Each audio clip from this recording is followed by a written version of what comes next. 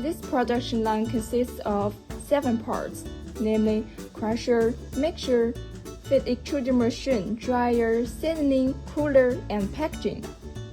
There will be conveyors and wind transport system to link them.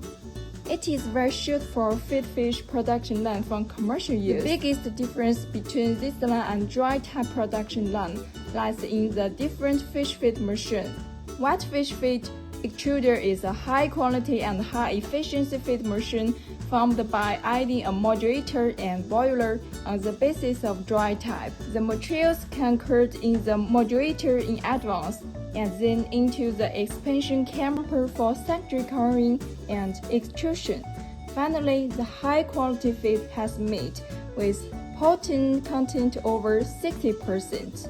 On the other hand, high-degree curing feed can make fish digestibility greatly improved.